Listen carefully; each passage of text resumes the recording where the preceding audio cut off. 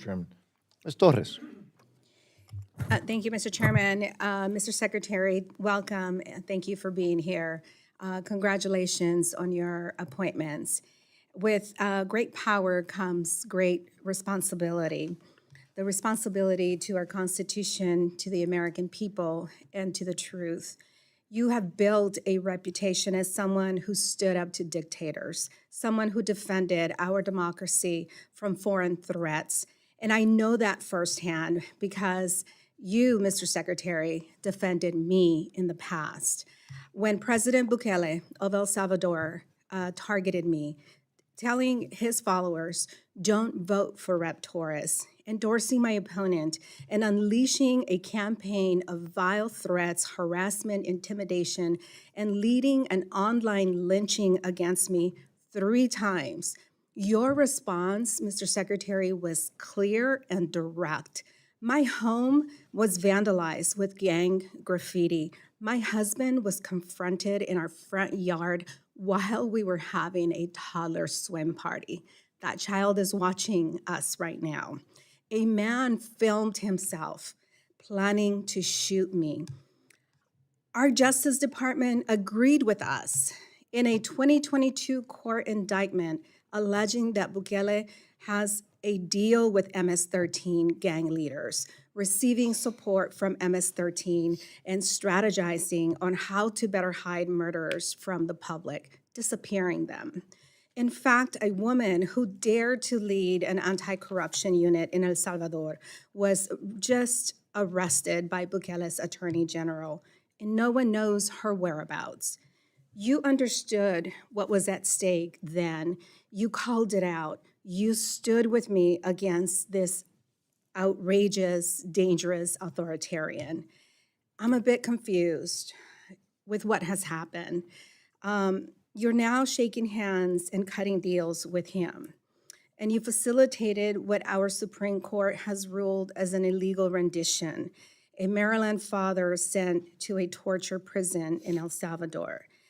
In my hand, I have evidence here, news reports and affidavits that detail the deal you worked on with El Salvador and Bukele's deal with MS-13.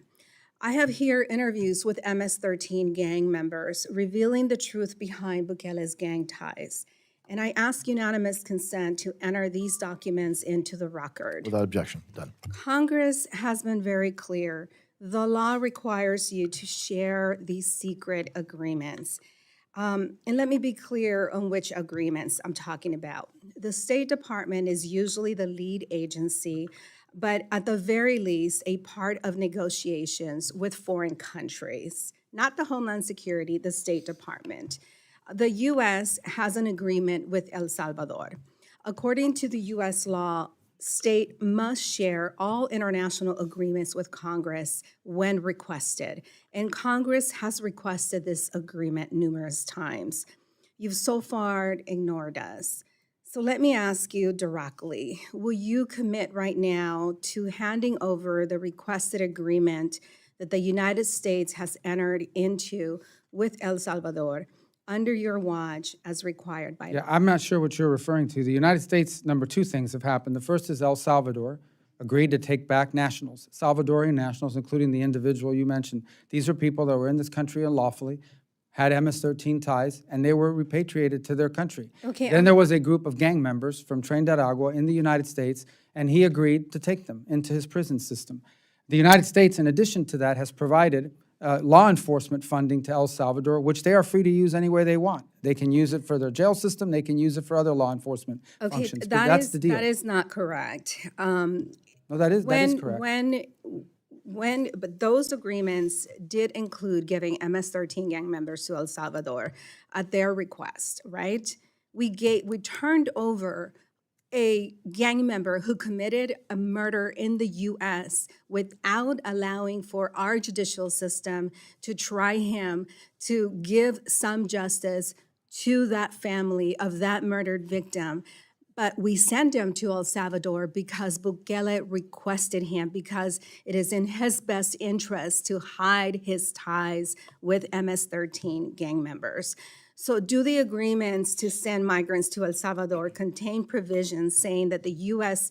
retains any future control over the individuals transferred? Well, those who Salvadorian citizens are citizens no. of El Salvador. They're here unlawfully. Gang association is a crime in El Salvador. We and he will send face justice in his home Venezuelans, country. we send other country nationals to El Salvador. We disappear them to a prison that is known for torture and inhumane dealings with their imprisoned people. How much U.S. taxpayer money did your department send to Bukele's regime? And Mr. Secretary, I would ask you to answer very briefly, because we have to move Yeah, on. bottom line is, we gave them law enforcement funding as we did for other countries in Central America, and who we sent to them were trained at Agua gang members that Venezuela won't take. So we have to send them somewhere else. We don't want them in our country. We don't want these gangbangers in the United States. I agree with you on that. Yeah, Mr. Alford.